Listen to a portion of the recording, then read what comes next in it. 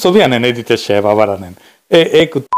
হ্যাগে সুচিস, হ্যাগে তো সুচিস না, যারা গোয়ার মধ্যে ভগন্ধর, মুখে পাই দিয়া কুচকিত খাও জানি, মাথা তুকুন, চোখের পিছুটি, বগলেত ফোড়া, নাকের সর্দি, কানে পাকা। আগে নিজে ঠিক কর। 13 তারিখে যে লকডাউন করবে ঢাকা শহরে, শখ কত। আসেন কি করবি আমরা দেখি। বাংলাদেশে ইন্ডিয়ান লেসপেন্সার আর হাসিনা গুন্ডারা কিছু ঘটানোর চেষ্টা করবি। আমি কইব কিছু ক্ষতি মেনে নেন সবাই মিলে। ঘটনা ঘটা শুরু করলে ঠেকানোর চেষ্টা করবেন, গুন্ডাদের ধরার চেষ্টা করবেন, কিন্তু বহুত কিছু ঘটায় ফেলবে এই বইলে আতঙ্কগ্রস্ত হয়েন না। এইটারে আমাদের একটা ন্যাচারাল ডিজাস্টার হিসেবে দেখতে হবে। আওয়ামী লীগ যতদিন জিন্দা আছে ততদিন বাংলাদেশের জান কালা কালা করে দিবে। ওরা তো বাংলাদেশ রাষ্ট্রটারে চায় না, তো চায় না বাংলাদেশ রাষ্ট্রটা ধারাক, বাংলাদেশের মানুষ শান্তিতে থাকুক, এটা তো চায় না। সেই জন্য ওরা যন্ত্রণা দেবেই, কিছু ক্ষয়ক্ষতি হবে। এই তো যাই করুক, হয়তো আমাদের আর কিছু রক্ত দিতে হবে, কিছু পুরাইবে, কিছু সম্পদ ধ্বংস করবে, করুক।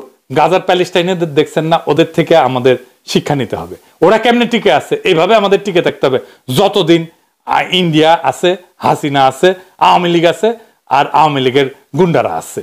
তবে কাউরে যদি পান রাস্তায় আগুন লাগাইতেছে, বোমা পাঠাইতেছে, ধরতে পারলে কোনো মাপ নাই, কি করবেন বুঝেছেন তো? ট্যাঙ্গে রাখিবেন, একবারে একেবারে ট্যাঙ্গে রাখবেন, 10 বছরের মতো ঠান্ডা হয়ে যাবে।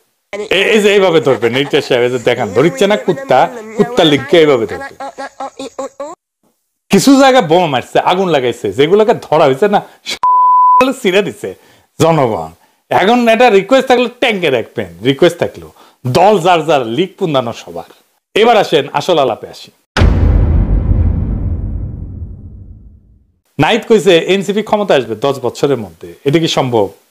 সম্ভব, খুবই সম্ভব, কিন্তু হবে কিনা সেটা নির্ভর করবে এনসিপি তার রাজনৈতিক অবস্থান পরিচ্ছন্নভাবে বুঝতে পারতেছে কিনা তার উপরে। রাজনৈতিক দলগুলো তৈরি হয় যে রাজনৈতিক ধারা আছে সেটার উপরে ভিত্তি করে।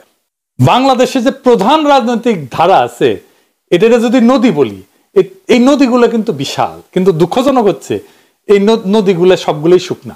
মানে যে রাজনৈতিক ধারা যে নদীতে বইতে পারতো সেটা তারা বইতে পারতেছে না।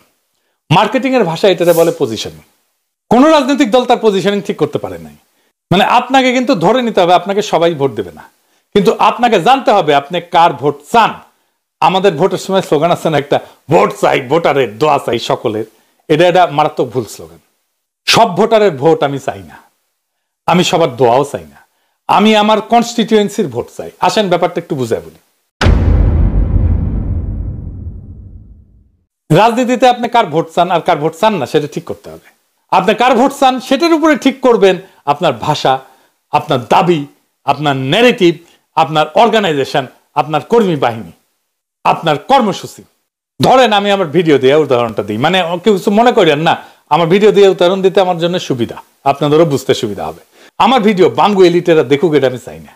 আমি চাই দেখলে তারা আমরা গ্যাল পারুক। তাই ওরা কি করলে আমার গ্যালাবে সেটা বেশি করে করি, বেশি বার করি। বিএনপির জামাই কোটার বুদ্ধিজীবী আছে না, সে লিখেছে আমার নাকি এলিটদের ভ্যালিডেশন চাই। এই জামাই কোটার বুদ্ধিজীবী আমার বাপের ধন কি সাপে গেছে যে আমি এলিট ভ্যালিডেশন চামু? মানে এলিটদের আছেটা কি, তোকে আছেটা কি? সংখ্যায় কম, তোরা ভীরু, তোরা কাপুরুষ, তোরা চোর ডাকাত, তোরা দুর্বৃত্ত, তোরা করিস লুটপাট দেশের সম্পদ, তোরা কিপটা, পকেট থেকে টাকা বেরোয় না। আমি কোন আক্কেলে ভ্যালিডেশন চামু? আমি চাই ওরা আমার ভিডিও না দেখুক। আমার ব্যক্তিগত একাডেমিক বা পেশাগত জীবনে আমি যেটি যাবার পারছি, যেটি কম বেশি যেটি যাবার পারি, বাঙ্গু এলিটদের মধ্যে আপনি হাতে গোনা কয়টারে পাইবেন আমার ধারে কাছে আসতে পারবে। কিন্তু তাও আমি ওই দলে যাবো না বাঙ্গু এলিটদের। আমি চাই আমার ভিডিও দেখুক গার্মেন্টস শ্রমিক, সিএনজি চালক, রিক্সাওয়ালা, কাজের বুয়া, বস্তিবাসী, সাধারণ সৈনিক, রাজমিস্ত্রি, বাস শ্রমিক। আমি চাই না আমার ভিডিও দেখুক মতিউর রহমান, মাহফুজা নাম, ছায়ানটি।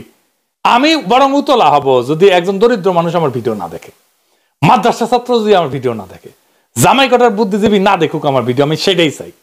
আবার ধরেন এই যে আসিফ পোশাক কুত্তা আছে না, এই যে এটা, ও আমার ভিডিও দেখুক। আবার এটা চেনার দরকার নাই, এগুলো কুত্তা প্রচুর আছে।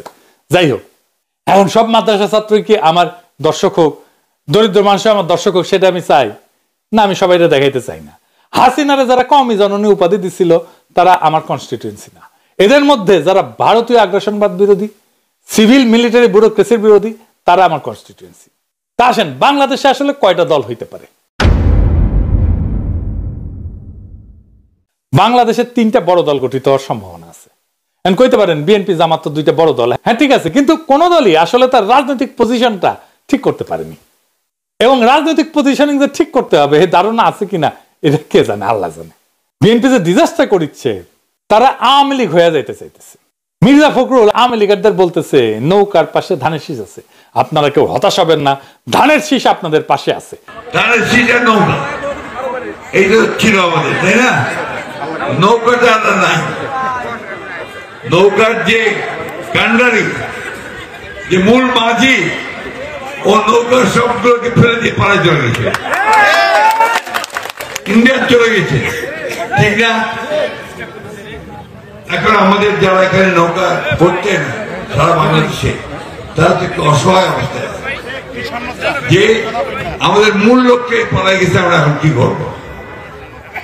তো সেই জায়গায় আমি আপনাদেরকে এইটুকু আশ্বাস দিতে পারি যে আপনারা কেউ হতাশ হবেন না, ধানের শীষ আপনাদের পাশে আছে, আমরা আপনাদের পাশে আছি। আমরা বেঁচে থাকতে আপনাদের গায়ে কেউ ফুলের টোকাও দিতে পারবে না, এই কথাটা আমরা খুব পরিষ্কার করে বলছি আজকে। এটা যে শুধু বক্তৃতা তা না, দেখেন কইতেছে মাঠের ক্যাম্পেনে যে আমরা আগে নৌকা ছিলাম, এখন ধানের শীষ। শুনেন, এটা আমরা অনুরোধ করতেছি ধানের শীষে ভোট দিবেন। এই যে সামনে যে ফেব্রুয়ারিতে ভোট হয়েছে, বুঝেছেন, যেটুকু নৌকা নাই ধানের শীষে সবাই দিবেন। এটা সবাই আপনার ধানের শীষ, এখন আমরা নৌকা ছিলাম, হ্যাঁ এখন ধানের শীষ চলে গেছে। তার মানে ধানের শীষে সিল দিলে ওটা নৌকার জয় পড়বি, ধানের শীষে সিল দিলে ওটা নৌকার জয় পড়বি, আপনি নৌকার সিল মারিচ্ছে। এটা মাথায় রেখেন, এটা মাথায় রেখেন তারা কিভাবে লীগের পুনর্বাসন করতেছে।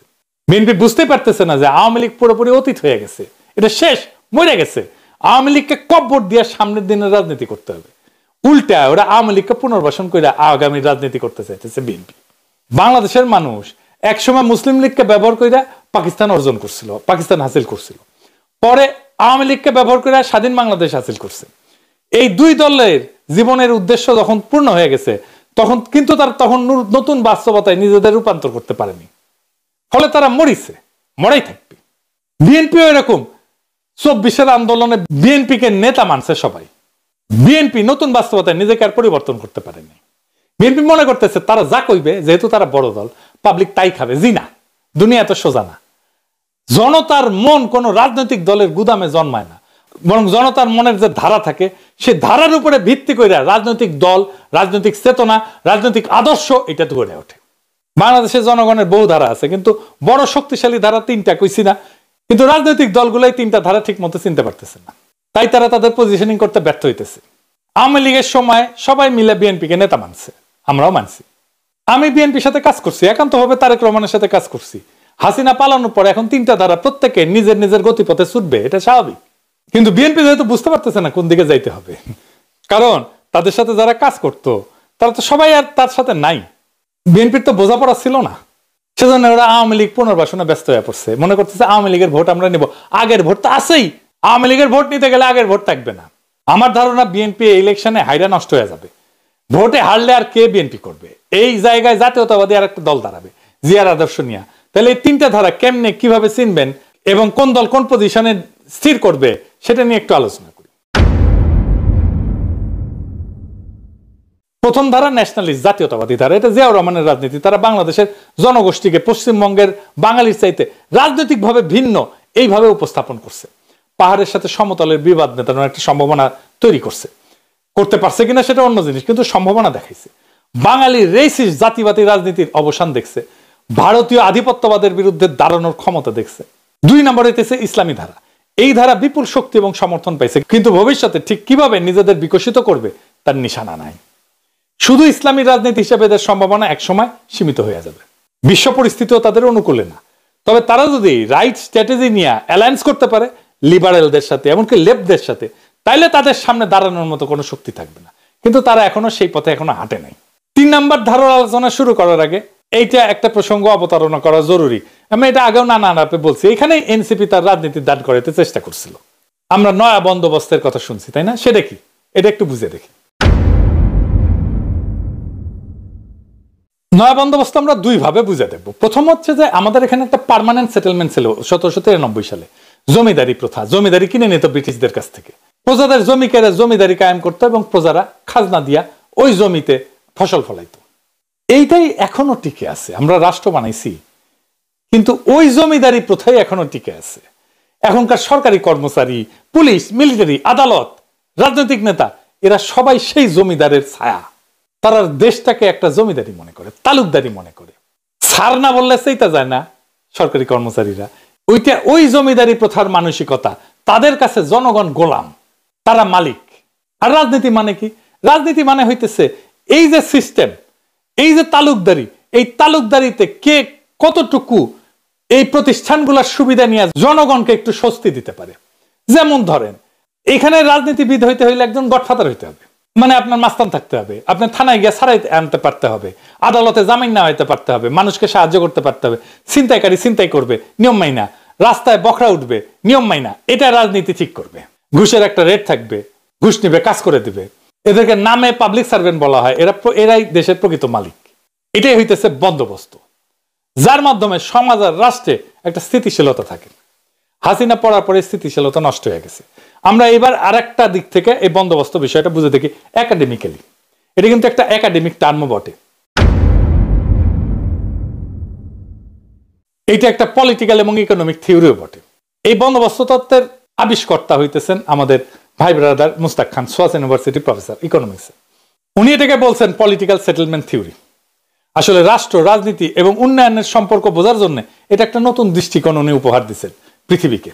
এখানে বন্দোবস্ত বলতে তিনি বুঝাইতে চাইছেন এমন একটা বাস্তব ক্ষমতার সমঝোতা যার উপরে নির্ভর করে একটা রাষ্ট্র টিকে থাকে, স্থিতিশীল হয় এবং উন্নয়ন হয় বা সর্বনাশ ঘটে ওই রাষ্ট্রের।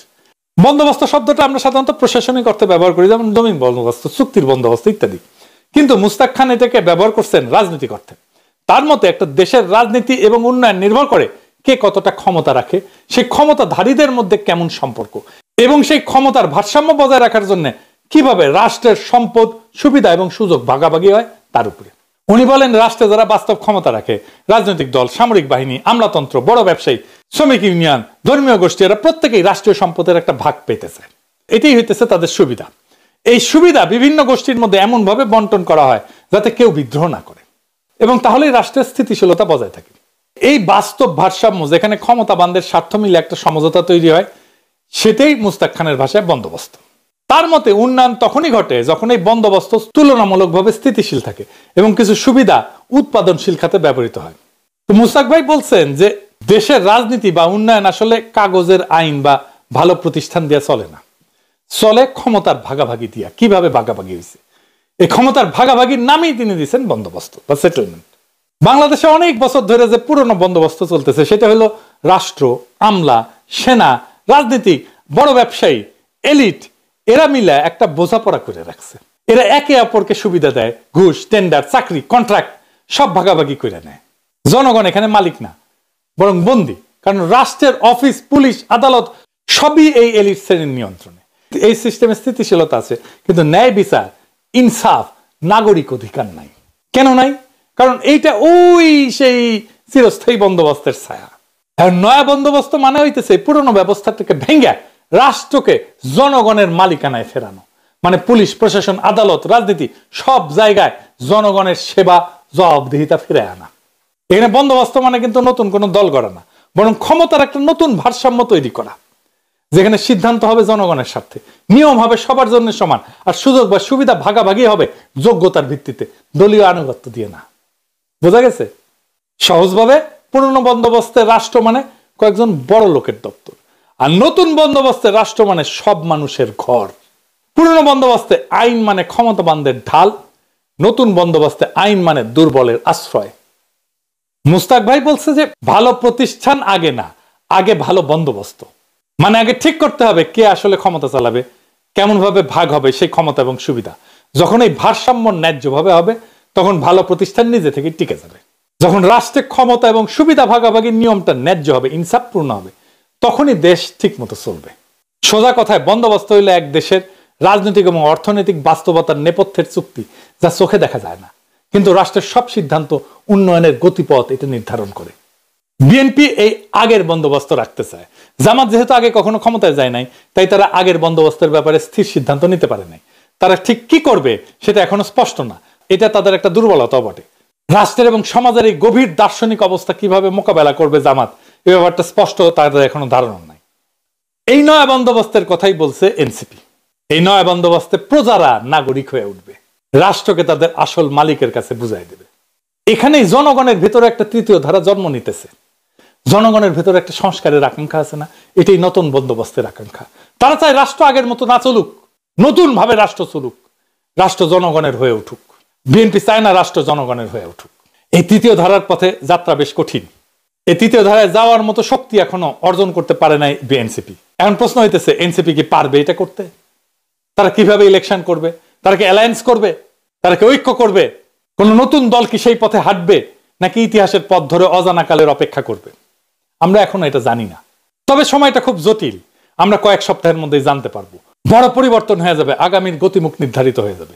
রাজনৈতিক দলগুলো যাই করুক, জনগণের একটা এজেন্সি দাঁড়ায় গেছে। তারা চাইলে কিছু করতে পারে। এখন তাদের কণ্ঠস্বর দাঁড়াইছে, তারা আগের বন্দোবস্তে ফিরতে চায় না। তাই আগামী সময়ে পুরনো বন্দোবস্তের রাজনীতির ধারক এবং বাহক বিএনপির বাইরের শক্তির একটা ব্যাপক ঐক্যের সম্ভাবনা আমি দেখি।